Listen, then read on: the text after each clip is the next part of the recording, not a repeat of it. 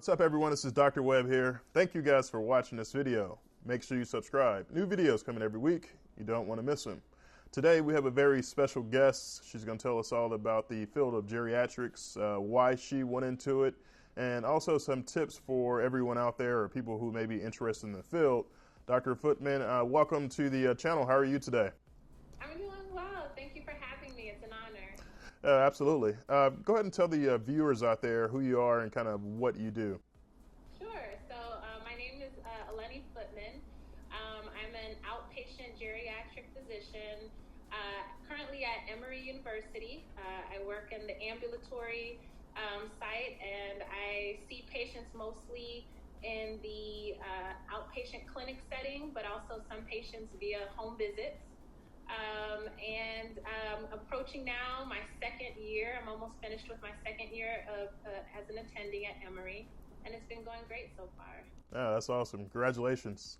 Thank you. For the people who may not know, what is a geriatrician? What do they do?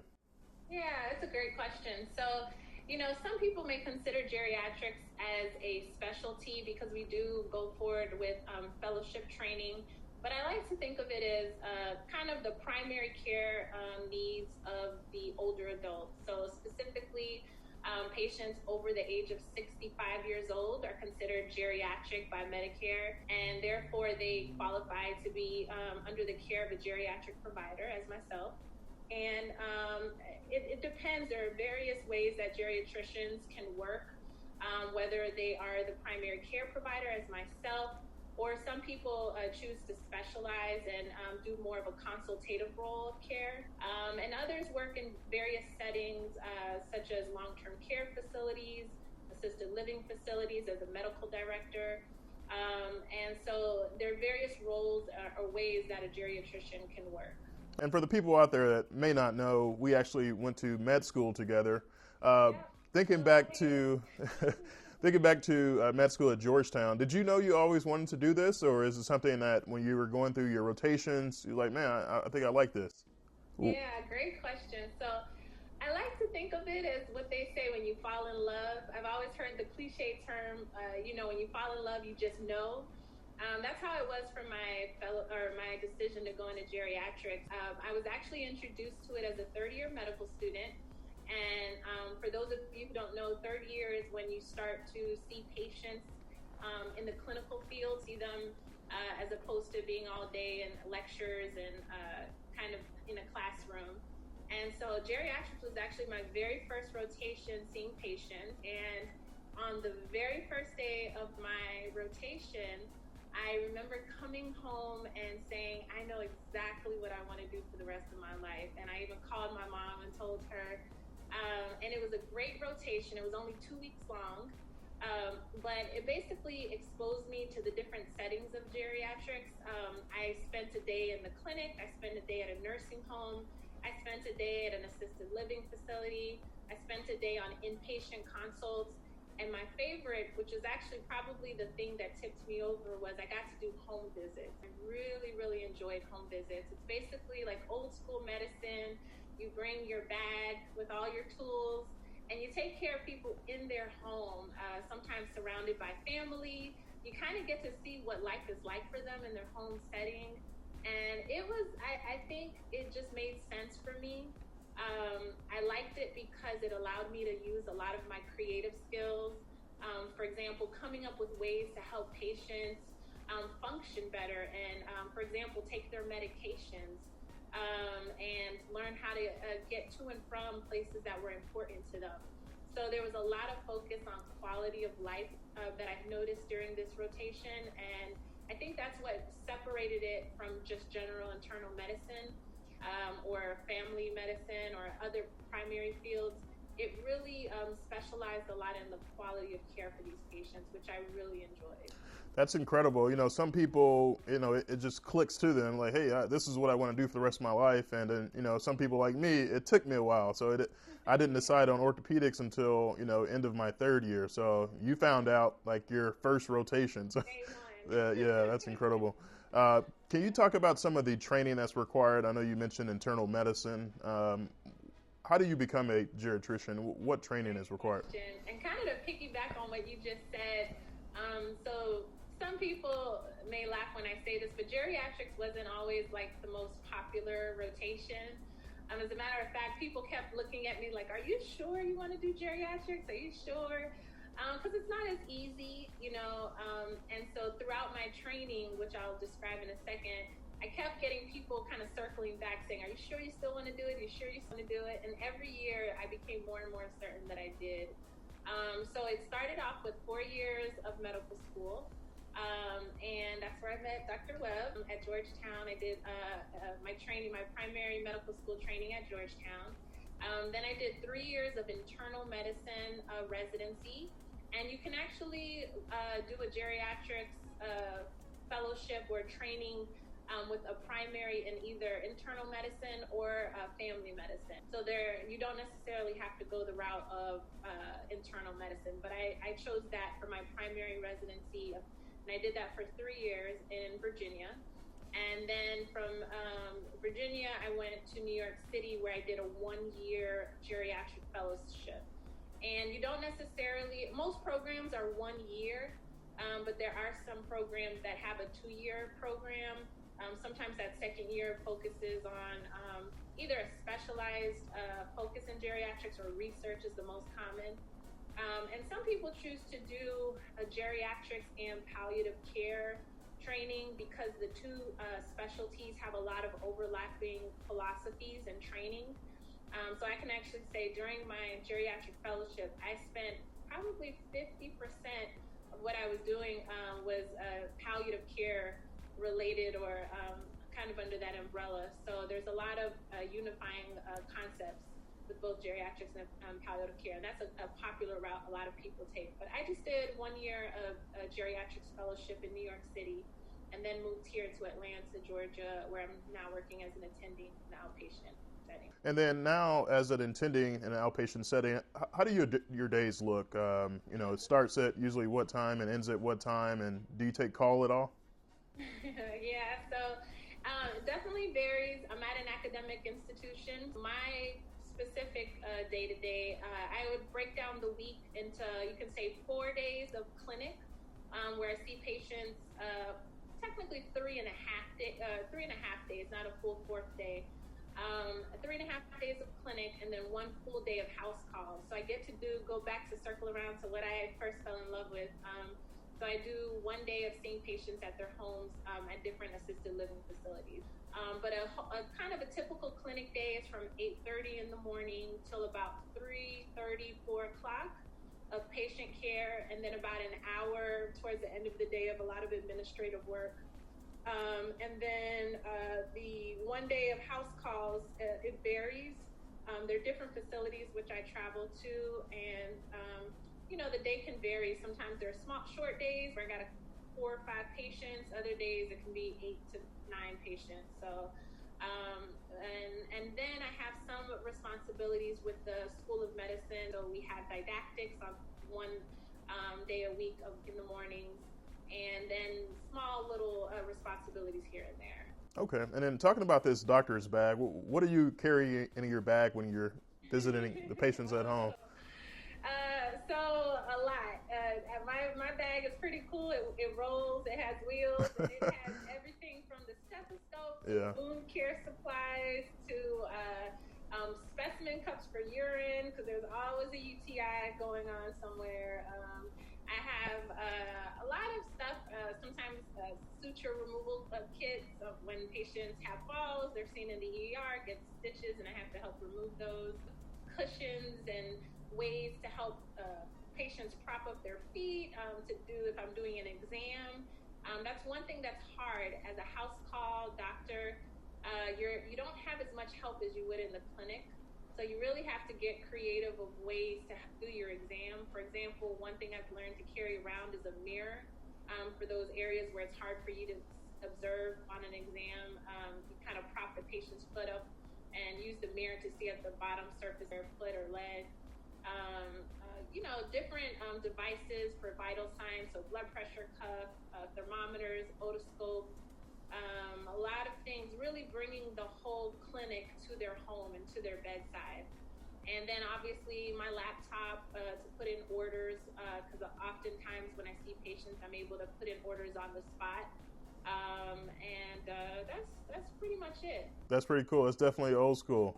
I love it. And do you take any call, or you have any call responsibilities or weekends? Being part of a kind of a geriatrics practice, there are 3 different sites. I'm at one site, and then at each site there's 2 providers, and our site also has a physician assistant. And so amongst the 7 of us, we rotate call. And so pretty much every 7 weeks I'm on call, and what that comprises of is just me answering the phones on the weekend for both the clinic setting, but also we have a long-term care setting that we cover for. And then that is the weekend call, I should say. So every 7th weekend I'm on call. And then there's 1 call a night every other week that I'm on call on a weeknight. And the 7 of us essentially rotate through that as well. Okay. And then after the 8 years of training, the 4 years of medical school, and then the 4 years of residency and fellowship training, I know it varies by location and practice setting, but how much can a geriatrician expect to make once you're done with all your training? Yeah, so I can share with my experience when I was looking fresh out of fellowship or towards the end of my fellowship year. I wanted to focus kind of in the southeast area, closer to where my parents live. So I was looking for jobs in that area, and I would say on average, most first year attending salaries started around 180 is kind of the low, to I would say about 200 to low 200s. But after a few years of working, to give you kind of a ballpark now, a second or third year, you can go as high as 250. 250 is kind of like depending on what you're doing. So outpatient versus inpatient makes a difference, and also academic center versus non-academic is a big difference. So kind of in the private sector, the average is about 220 to 260. And on the academic setting, it's kind of like 190 to about 220. And this is a kind of twofold question. For the students that don't have a geriatrics rotation at their school, what advice would you have for those students, as well as any other advice for students that may be interested in the field? What can they do to make themselves more competitive? Yeah, that's a great question. Geriatrics really, the way medicine is going and the way the baby boomers are here, I would say I felt like my internal medicine rotation was like a geriatrics rotation in the sense of numbers of older adults that you saw. But what makes the training of geriatrics a little bit more unique is we kind of teach students and trainees how to look at the patient from a different lens than from the internal medicine kind of way of looking at patients. And so, it helps to have that specialized training, but if you don't, for example, I'll give you my personal thing, what I did. So again, I decided I wanted to do this as a 3rd year. And for some reason, I thought, this is too late to make up my mind, and I needed some experience or research under my belt. So actually, I looked into a program that they have it at several locations or institutions. It's called the MSTAR program, the Medical Student and Aging Research. And essentially what it allowed you to do is take a couple of months where you did aging research. And because I knew I wasn't really a big kind of research person, I was more a clinical, I enjoyed more of the clinical arena. I asked them to give me kind of more of a clinical project.